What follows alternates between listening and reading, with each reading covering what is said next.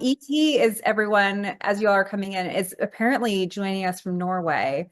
So I told him his background is so freaking cool because it actually like moves. How do you do that?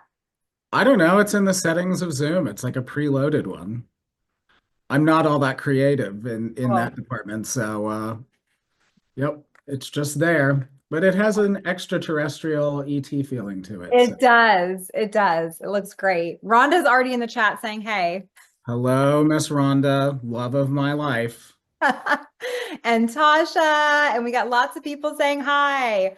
Oh, Um, hello. Hey, you guys, we are ready for our lunchtime webinar today. And let me quickly tell y'all, I'm so excited about today because I actually know ET. We've apparently known each other maybe like through people for years, but we really connected a couple years ago. So I'm super stoked to have him on today. And then at the end, I'm going to tell you all about my next month's webinar. It's going to be so exciting. Um, Pop in the chat. So if you have questions, if you guys have been on BSMG webinars before, just go in the chat. We give compliments, we talk to each other, we ask questions, and I will do my best to manage that. Of course, I have a list of questions I want to ask ET today.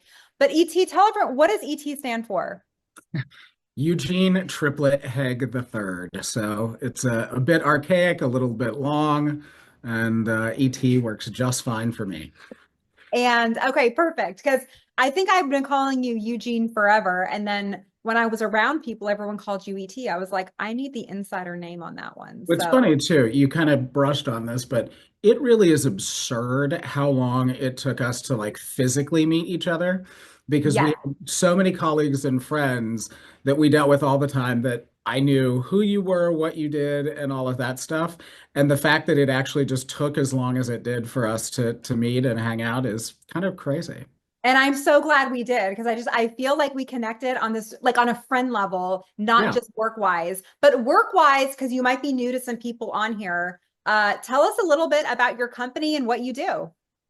Well, so a brief little synopsis. I started off this beauty school journey 17 years ago by working at NACUS, and hopefully nobody in the chat will say anything Fun. negative at that point. But then I moved on to be in senior leadership of schools in New York and Florida. And I did that for many years, lived in New York City, and we had a bunch of schools in the New York City area and Florida. And in 2016, along with my co-founder, also a former NACA staff member, we launched basically a consulting firm that's sort of a one-stop shop for compliance, almost like a remote corporate office. Okay. And over the years since 2016, we've been blessed to work with about 150 campuses nationwide, dealing with NACA stuff, Title IV stuff, lots of school visits and whatnot. So that's sort of where the consulting company went. About 3 years ago, I decided that I had not lost enough hair yet. And I decided to move to Austin, Texas, and become the president of Vogue Colleges of Cosmetology. So Awesome. And Vogue is what kind of programs do y'all offer? And tell us about how many campuses you have. we have five schools, four in Texas, one in New Mexico, and it's primarily cause, aesthetics, and nails. Awesome. So ET speaks your language. I know the majority of the people who sign up for our webinars are beauty school owners, people who work at beauty schools, but I also know we get lots of people from just vocational education in general, Yeah. which I mean, all of this is going to speak to that. So I'm really excited to be talking about compliance. As a former marketing director, wait, before I get into that, ET, we just realized we are both drinking Chick-fil-A right now. What's in yours? Diet Coke is in mine. Diet Dr. Pepper. Diet Dr. Okay. Okay. Well, we're saving us at least no calories for us. So Yeah. that's good. Okay, awesome. So let's chat about compliance when it comes to marketing. I'm a former marketing director and I hated compliance. I hated those people. We had a very over compliant, I felt, department where it was like, no matter what idea I had, it was like, well, you can't say that. Well, we have to change this. And it was just, it was constant. And so I kind of want to chat with you a little bit about like why compliance matters so much when it comes to marketing. And even we're going to get a little bit to admissions and like things you're allowed to say versus things you're not allowed to say. But like top level, does this stuff really matter? It does because of the regulations that all of us have to comply with. And whether those be the U.S. Department of Education or any of the accrediting bodies that deal with our types of schools, they all have fairly similar regulations with regard to marketing, language used in advertising, stuff like that. Unfortunately, as with most regulations, these things were born out of some bad schools and some bad actors many, many years ago. Probably I would say in the 80s, our industry, the for-profit proprietary school industry, really saw some bad players. And a slew of regulations started coming down the pike because of those people. And really, the point in all of the regulations, which oftentimes are a little too overreaching in my opinion, but we'll leave that for another day. They are born out of consumer protection and attempting not to mislead prospective students. So, So on the accountability side, you had mentioned about accrediting agencies versus Department of Ed. Do they have the same rules for our schools? Or does one have a higher standard? And like, do they have little people behind the keyboards, like looking things up and can fine you? Let's talk about that before we get into actual compliance. yeah, so I will say that, the department is obviously across the board for all Title IV participating institutions. And those have to do with all of your federal disclosures.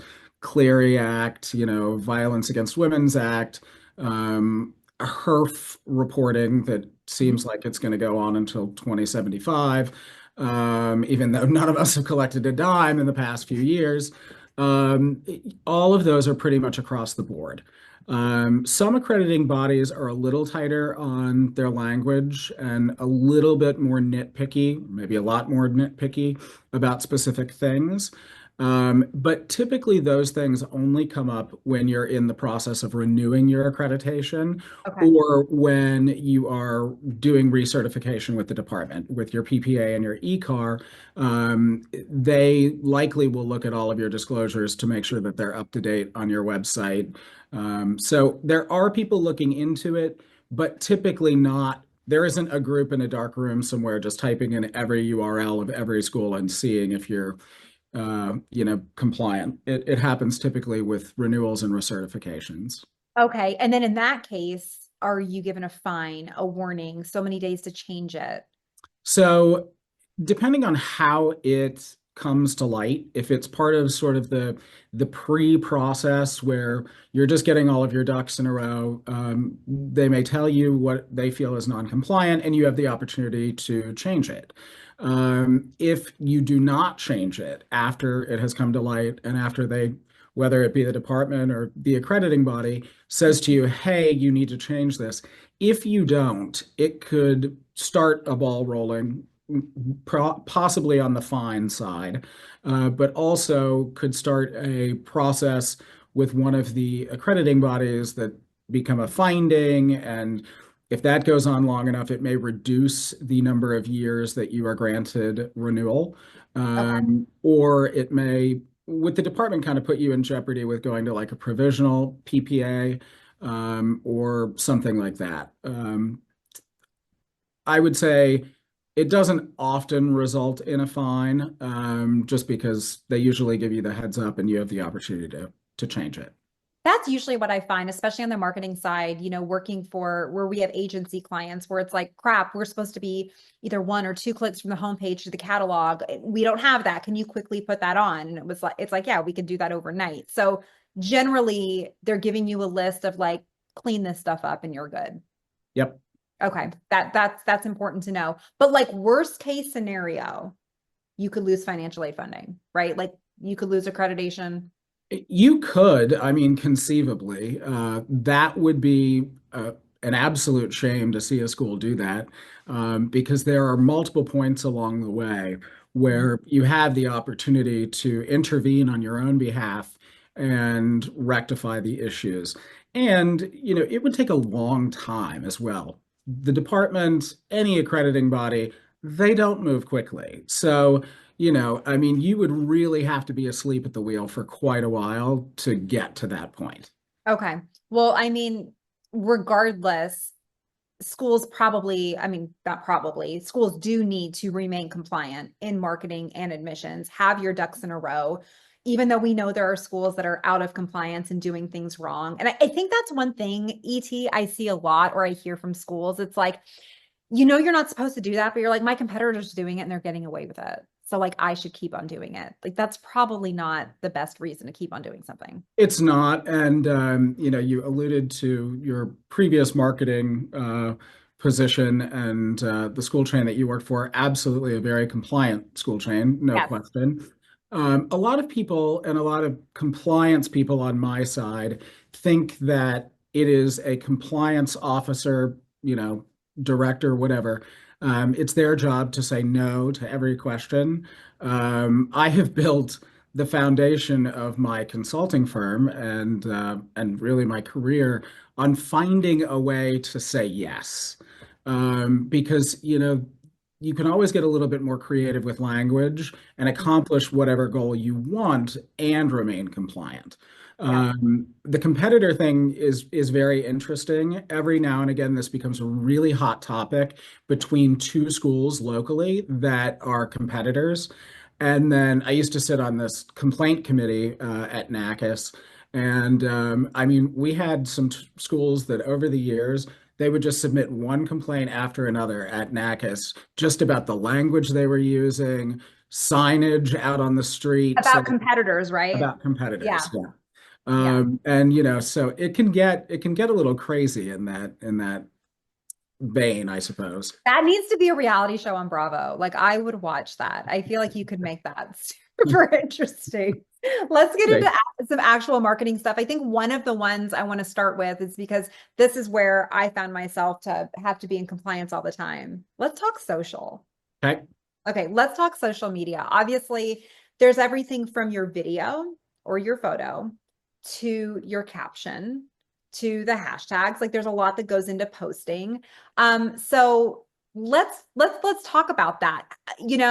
Is that something because I'm a marketer. I'm not going to run every TikTok by a compliance department or it's going to take forever to get things up and going. What is your overall advice when it does come to social posting? Well, so a lot of schools, and I think rightfully so, have a student during their enrollment process sign a waiver about social media posting, Okay. so that the student acknowledges that they want to be part of those posts and that they're okay with releasing their identity. So that's something that if you take care of it on the front end, it's a lot easier for everybody involved. Um, I will say though, kind of best practices, I still don't think that I would use somebody's complete and full name. Just because it does open you up to some liabilities, sometimes even when you have those signed waivers. So in my opinion, it's probably more advisable to use Jen L versus Jen Lyles. Yeah. Good advice. Or just student Jen. I mean, I don't know that we even need that L to make a big difference. And most people, if you're tagging the student, most of the students' tags and usernames and things like that don't have the full name. But Yeah. if they do, they're sort of the onus is on them at that point that, they want to be tagged and that's fine. But I definitely would say, if you don't have those, look into putting a release as part of your enrollment process. Okay, this one might be more accreditation specific when it comes to how you can use students. Because I was at the ABHES conference last year, which is generally for healthcare schools. Yep. And I sat in classes and I heard time and time again, you cannot use current students as testimonials. You can only use alum. Now, you can use students to do fun, trendy things to talk about like day in the life, but as far as like I loved this program and this program is helping me A, B, and C, like truly like from a testimonial standpoint, that was sort of like a no-no. What is your take on that? Is it the same thing with NACIS, or is that a Department of Ed thing? I really don't know. NACIS doesn't really have specific regulations with regard to that. And most of the other accrediting bodies that I've dealt with, middle states, COE, Mhm. ACICS, they do not really get that specific either. Okay. And, I think that there's more of are we releasing information on a FERPA level with a current student that maybe ABHES is just taking one step further? The Department of Ed has a list of requirements that all nationally recognized accrediting bodies have to comply with. Some of those accrediting bodies take it a step further. It sounds to me like ABHES specifically is taking that one And step maybe further. it wasn't ABHAS, maybe it was just the speaker at the conference I was at was specifically saying not to do it. But here's where I do find that interesting is that what if that student drops out? Yeah, I mean, if the student drops out, number one, I think I would probably remove that student. That's not a really great advertisement for you. But you know, I get the point of what if the student drops. At that point, would they be relinquishing their acknowledgement that they were willing to be part of it? I can see all of that.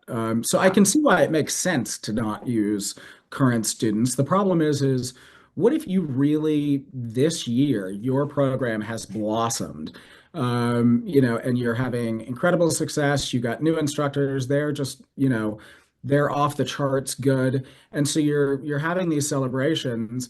Well, okay, you only have 1 year of testimonials to even give to the public. Yeah. So, I think there are situations in which you would almost be forced to.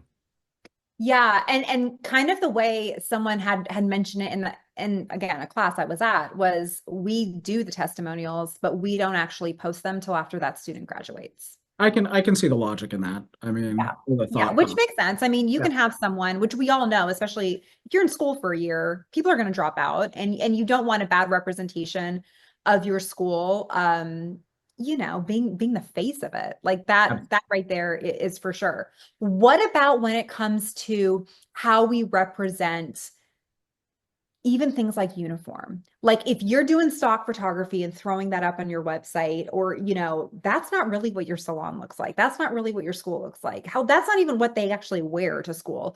Um, is that misrepresentation? Like, is that okay to do? Where are we at with that? So stock images are absolutely okay and, probably pretty industry standard for most websites and most advertisements and marketing material and collateral and whatnot. The issue you get into is when you are featuring probably the most common is when you have multiple campuses Mhm. and you are featuring, you're advertising your aesthetics program and you show a picture of your Vichy shower. And you've made the photo look great, great lighting, but then your other four campuses don't have a Vichy shower. Technically, you're supposed to credit the picture by saying this is a photo of our whatever Tupelo, Okay. Mississippi campus, Mhm. and make that pretty conspicuous. But other than that, I mean, there's not really an issue of uniforms and whatnot. I have never seen any of our oversight agencies really go to the nines on that one. Okay, so maybe it's not a compliance issue, but I will at least say from a marketing perspective, if you can get away from stock photography, that's Sure, best.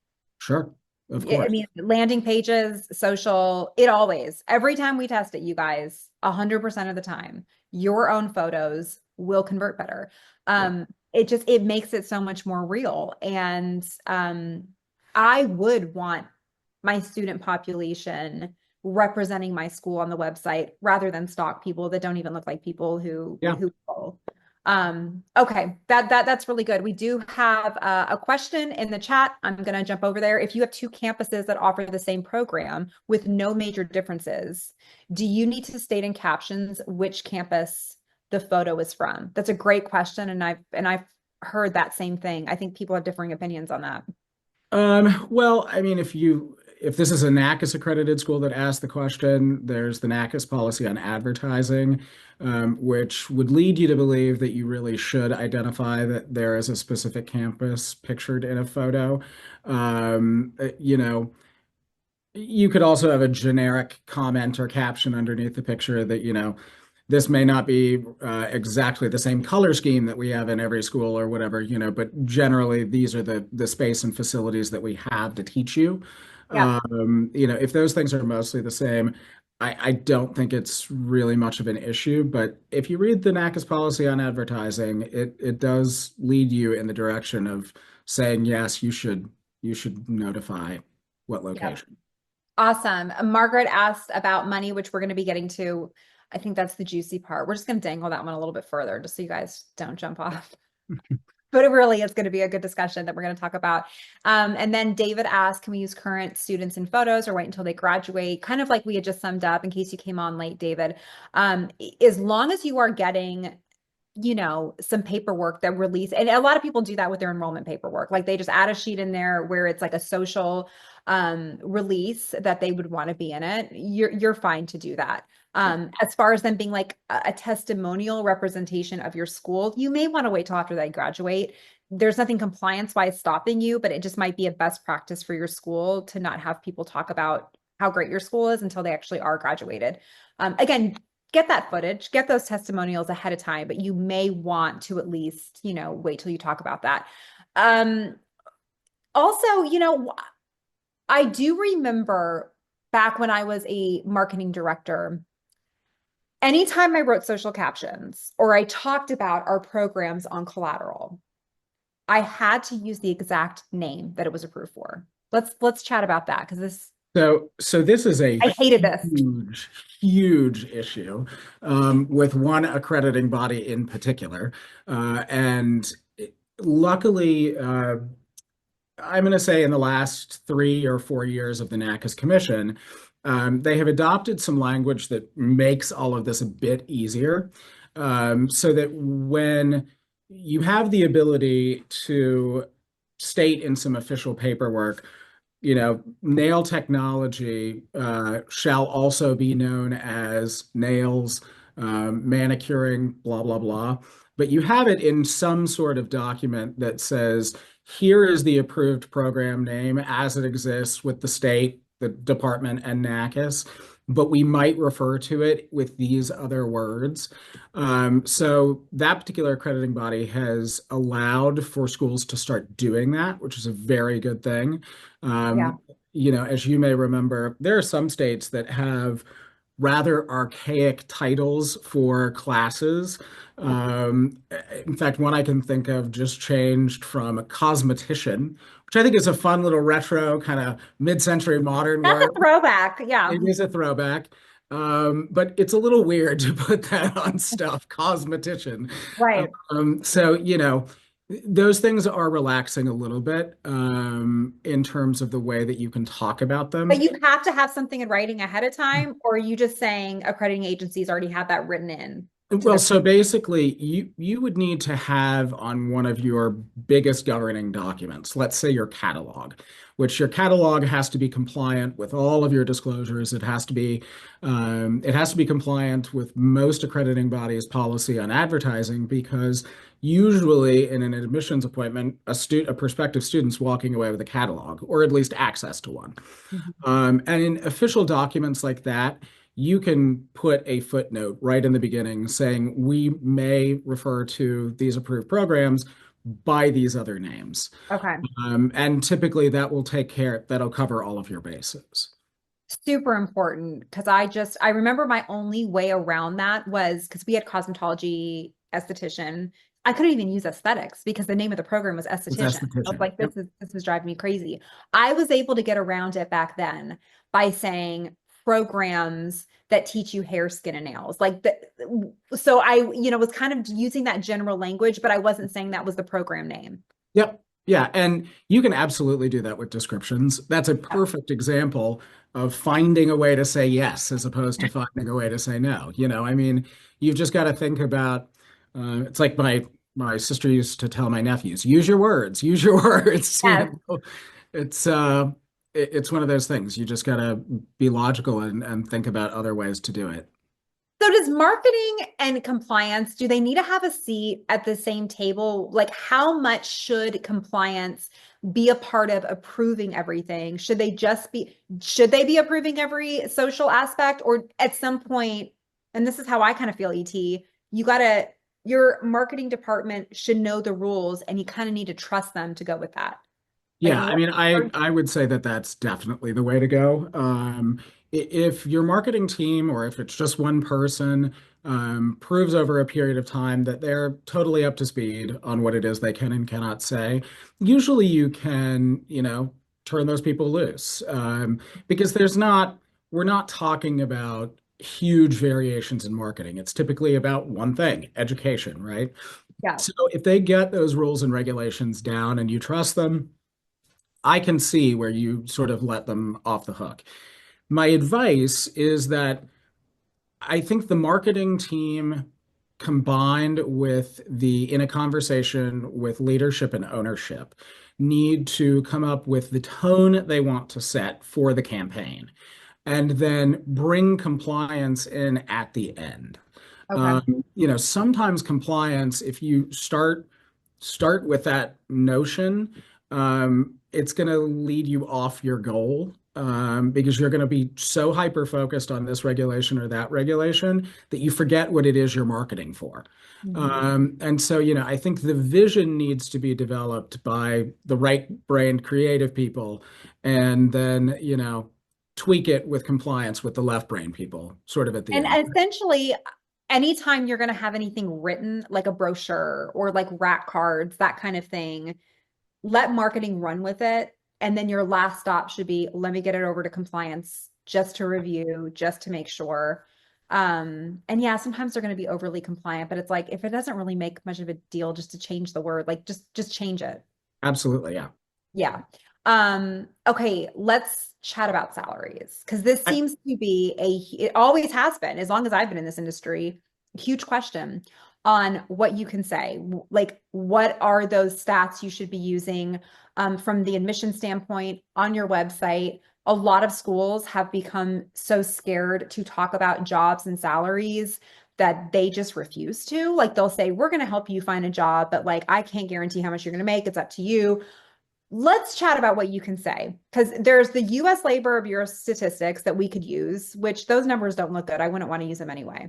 yep. Like $12 an hour. Like they're not great anyway. Then we have the CUNY study that came out 2 years ago that favors the way salaries look. And so what is your take on this? What are the rules around this? Well, so as a guy whose based career is in compliance, even in my current role at Vogue, my goal is always to limit a school's liability. And one of the things that was very challenging, especially for most NACIS accredited schools, is NACIS accredited schools for a long time were required to use data that was provided by something called the Job Demand Survey, which was done in 2007. And they were required to do it like until 2020, and the numbers were stupid. But we could never get a new real study launched again to get good and accurate data. So that was sort of abandoned, and you were basically allowed to use any figures you wanted as long as you could provide a citation to where that data came from. Okay. But in the past, I'm going to say year, but it may be 2 years, um, those requirements for publishing possible salaries post graduation, especially with NACIS, have been eliminated. And so a lot of what I'm going to say in our industry, the legal groups, there are only a few of them that play in our industry. A lot of them have come into a place of saying, you know what, it's not even worth it for you to advertise, to market in that direction. You can actually say, look, there's a huge, range of salaries that you might encounter after graduation. Go, here are some places you could go do the research yourself or whatever. But it's no longer a requirement to actually disclose it in your materials. And so from a compliance perspective, my best advice is get out of the business of doing it. Maybe give them some direction to where they might find this information. Okay. Glassdoor, for example, things like that can take you down to a much more finite level, and get you better information. I'll tell you, as you know, running schools in New York, the job demand survey of 2007, when we were graduating people in Midtown Manhattan, the salaries were not exactly the same as they would have been in 2007 in Tupelo, Mississippi. A hairdresser who's doing a full head of highlights is going to make a whole lot of money in Manhattan. But Mhm. we had no way of disclosing that. And so having to put this stuff in our materials was actually doing a disservice to us. Sure, sure. So you don't even, at least at Vogue, let's just talk about Vogue specifically instead I of your, pulled it all out. we don't talk about it. Nope. No, And if what they is talk about it admission? in an admissions, Let's talk about that then. yeah. Admission side. Yeah, we took it out of marketing material, but what's the admission script around it? So basically, my admissions reps are trained to say, there is a very, very wide spectrum of what you can make because it's dependent on what you want to do. Do you want to go work for a product distributor? Do you want to be a stylist behind the chair? Do you want to go start your own salon? So there's really, it's a difficult question to answer anyway, based on what the graduate wants to do. But you just recommend some different organizations that might be able to help them hone in on those numbers. And then we also say, hey, if you have somebody who owns a salon in your family, your circle of friends, go talk to them about it. And how do you answer the question if they've done a little research and they're like, hey, I was on the Bureau of Labor Statistics website and it says I'm going to be making 11.88 an hour. Like, is that true? I think what you have to do in instances like that is say, look, those numbers are based on an average of an organization that goes out and tries to get as much information as possible, Mhm. bearing in mind that the answers that they get are from people that are saying on their taxes that they're declaring X number of income, and maybe that's not representative of the truth. And are they generally grabbing W-2 data? Like that's No, all. No, they aren't. They're typically grabbing not. everything. Typically not. I mean, I think that it has been part of the data extraction in the past, but it is not 100% based on just that. Okay. Um, so, there's a lot of different things that affect those numbers. And, I think that you just can't get too committed to giving hourly number rates or yearly rates because it's so all over the map. Right, right. Someone asked in the chat, I thought they were going to gather that for gainful employment. So from an alumni standpoint, completely different Yeah, than so the writing. gainful employment, that data that was just submitted, and for those of you that don't know, the last time I looked like 2 weeks ago, the most recent update is that the courts put a stay on any enforcement of that data. So in typical U.S. Department of Education fashion, we submitted it. We don't know what we're going to do with it, but it is on indefinite hold for enforcement. I don't think they released the requirement of having to submit it, but no punitive action is going to occur. But that is more closely tied to the IRS. That we were all told that the department was going to be pulling money from or pulling data from the IRS and comparing it with this data that we were submitting with gainful employment. There are a whole lot of reasons that make that a really horrible way to get the data the department thought they wanted. There are a lot of factors that would have just quite frankly made that data and did erroneous. So, Right, right. Okay. Carrie, yay, Carrie. I'm so glad you're on. Carrie's a good friend of mine, owns a school in Arizona, in Tucson. And she writes, I think it's important to review the different ways to make an income, booth rental, commission, hourly, freelancing. She says 97% of her graduates are freelancing. And another one to add, influencing. Yeah, Like tips, absolutely. I mean, these kids can get brand deals, they can get UGC deals, they can make money on TikTok. Like there's a whole bunch of other ways now that your graduates can be making money. And so honestly, I feel like that's like anything. I feel like that's like any job out there. You can make as much as you want or as little as you want. How hard do you want to work?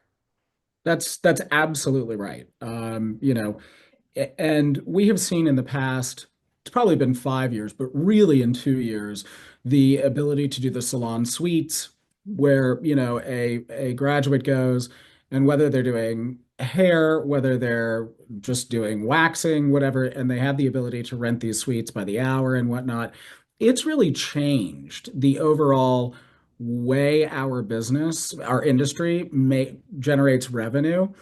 And we're not even going to have good data on that for a while. That's the other thing is that, something that's changing right now, and we could give you a really good answer in real time. None of these organizations are going to have that data for another 3, 4 years.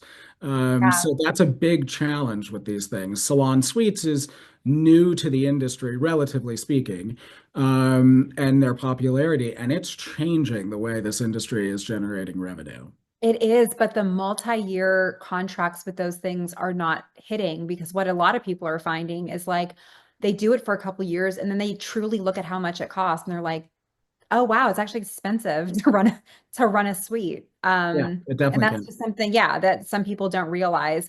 Kayla wrote in the chat, we just had a job fair and a lot of students were upset about the wages, commission, etc. We had to explain that this is a base typically, and it's fully dependent on them and their determination. And I really think that's yeah, I mean, the fact is, whatever these salons are hiring them in at, they can make money additional ways. Yeah, absolutely. Tips, online stuff, freelancing, doing weddings on Saturdays. I mean, they can figure out ways to supplement their income. Absolutely. Um, but I mean, sometimes just being surrounded by other stylists and seasoned people is going to level them up so that they can be better, obviously, down the line. So I love the idea of your graduates going to work at a salon. I do. I don't think they should be going into entrepreneurship right away. I think that's not setting them up for success. And I It's a hope that lot, it's a lot to throw at a graduate who is just doing their best to be industry ready. yeah, absolutely. Oh, side note, what do you think about them potentially? I don't know if we should be able to talk about this. I didn't even write it down, but the no tips on the no tax on tips. Well, I mean, this could How is that be going to hit this industry? it's going to be very interesting. In our first iteration of gainful employment, we saw that most barber programs were going to go into this horrible thing we called the zone. And it's because the barbering industry is a cash industry. I mean, you pop into the barber shop, you give them a $10 bill, and you get a shape up. You don't have to spend much time on this little bit of hair, but $10 and you're out the door. So there's a huge cash industry.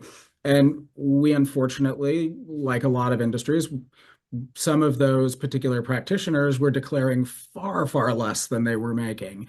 And so it made the debt to income ratio look insane for barbering. And it was just distorted out the yin yang. So that can definitely be a problem. I'm going to be interested to see how this works with no taxes on tips. Does it force people to be, or encourage people to be more honest? I guess we'll see. Does it encourage your hairdresser to say that color is now $10 and tips are 90%? Like I mean, it's gonna be interesting to see, to say the that's least. how you play chess while everyone else is playing checkers, is you got to Yes, that's out. true. Yes, that's true. Don't take my advice on that at all. Brenda had a great question, which I would love to speak to, which is how do you speak to a student about working at salons versus opening up their own business right away? I want to be very clear here. In admissions, it is your job to be their cheerleader. Yep. So although 100% of the people come in and say, I want to open up my own salon, it is not the time in admissions to be like, well, that's probably not going to happen. Yeah, no, don't do You know that. what I mean? Don't do that. Be like, oh my gosh, that's so exciting. Do you know someone who owns a salon? Like we are their cheerleaders. this is up to education, and I will die on that hill, ET. I will die on the hill that your educators, for that year they're in school, you are supposed to give them as much information about, post graduation and preparing them and letting them know going straight into entrepreneurship is probably not the best idea for you. And bringing in guest speakers and alumni who may either made the mistakes to do that or talked about, I worked at the salon for 3 years and it was the best thing I ever did, and now I'm running a successful business. Where do you land on that, ET? And what do you guys do at Vogue? In exactly the same place, to be honest with you.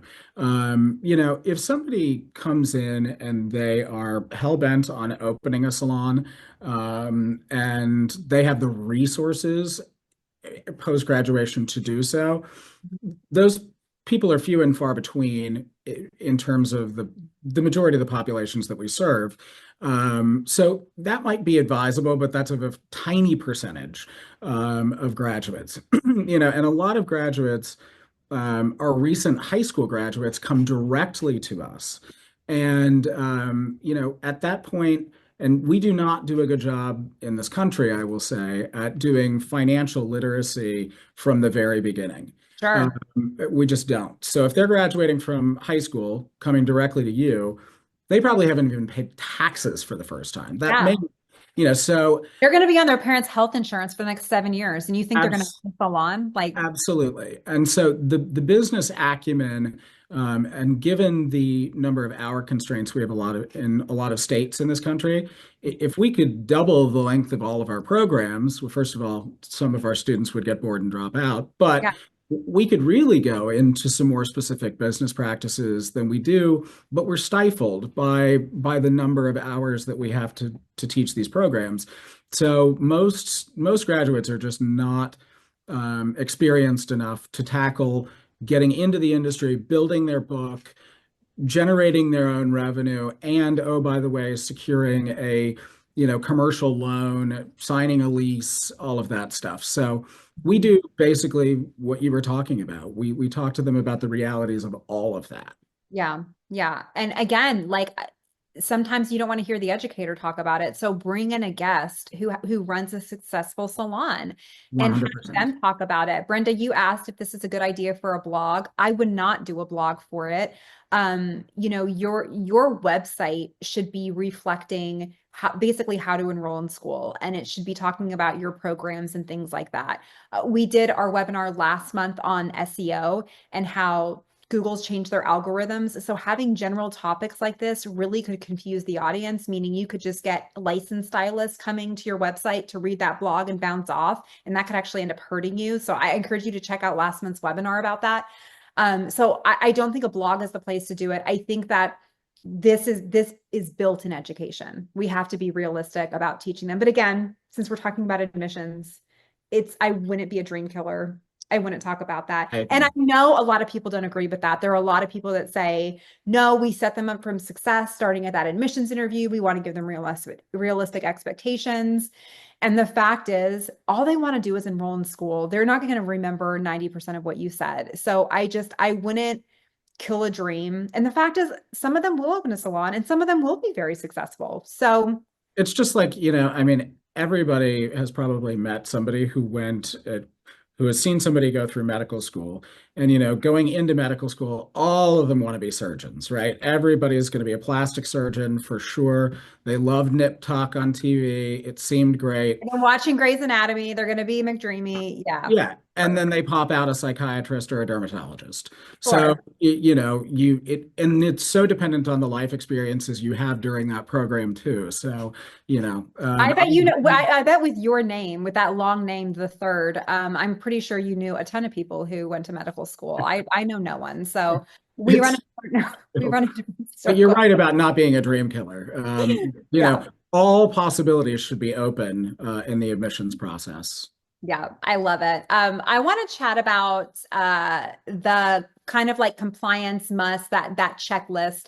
What are some of those things you see with the clients you have that are big misses? Like homepage, you need to have this. You need to have your catalog updated every year, or just whatever. What are some of those things you see that schools need? So without a doubt, the most common thing that we see is that your disclosures are not current. So, going through, and as Jen knows quite well, we're at Vogue, we're going through a renaissance of our webpage. And it's an arduous process, to say the least. It takes a lot out of you, even though it's an exciting end goal. But once you get it done and the website goes live, everybody's like, okay, well, I'm done with that, right? The problem is that we need to keep those disclosures updated. And that often falls by the wayside. The other thing that often falls by the wayside is, every year at minimum, we're updating our catalogs and just those moving, living, breathing documents that we're using. And so we have, volume 25 of our catalog that was January 2025. And if you go to the website, it's from 2017. Just because you don't want to contact your webmaster, whoever's updating those things, and it's all, it's all a big process that you don't think about or are avoiding. It's always a good idea to, like at the beginning of the year, go through your website and say, okay, is everything as up to date as it possibly can be?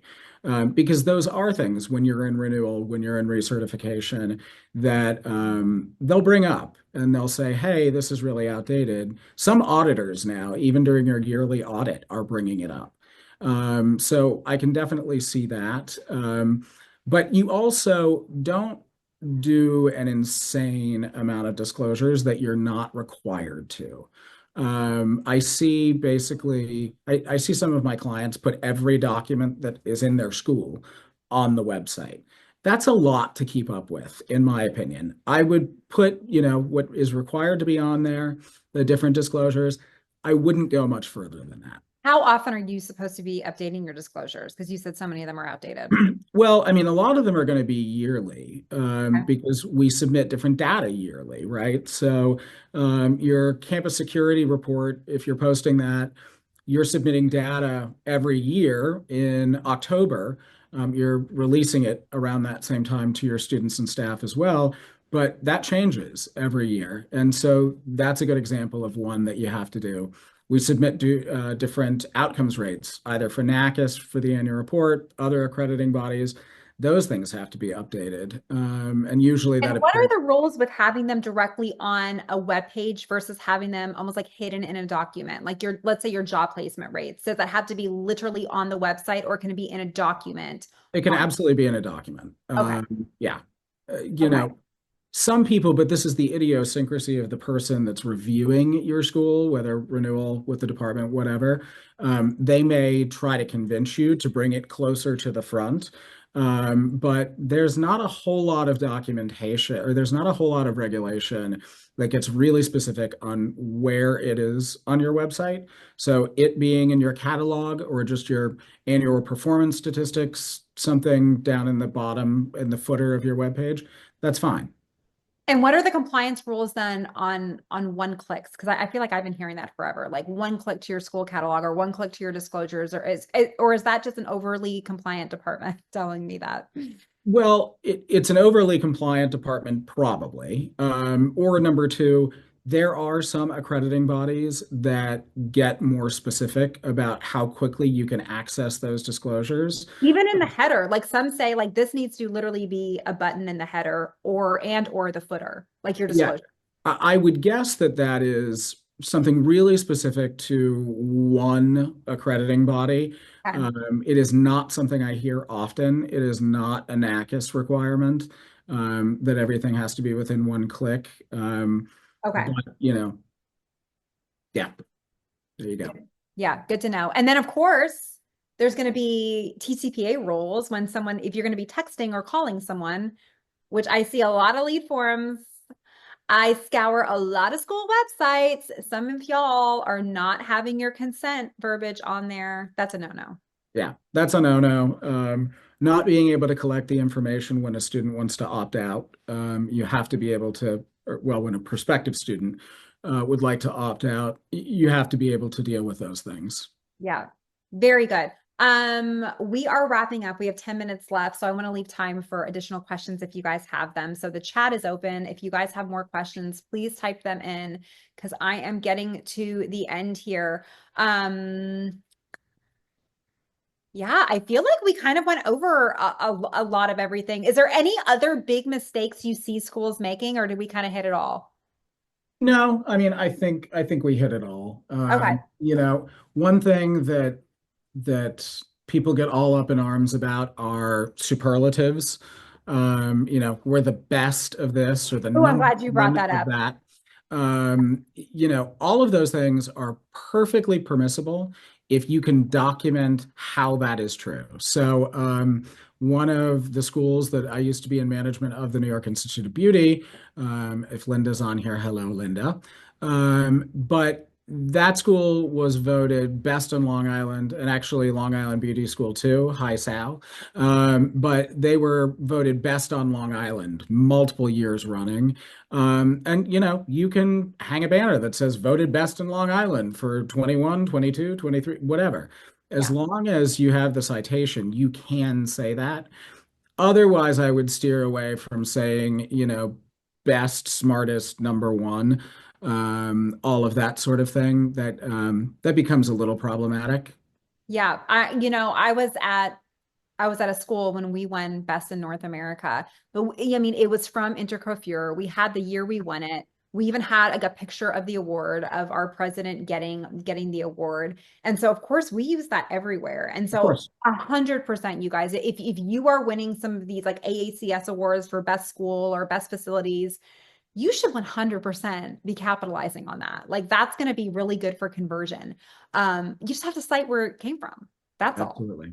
We can't be Yep. saying world's best coffee, like because those coffee restaurants aren't offering financial aid. Like when you take money from the government, there are rules, and we just have to stay compliant with it. Really glad that someone asked about tips for making the tour more interesting. I'm going to put in the chat a link to our webinar library where we have done 3.5 years of monthly webinars. We've never missed a month. So you can find all of our recorded webinars and honestly, the majority of them have been admission. So there's a lot of really good ones on like how to tour your students and how to make that exciting. So check that out.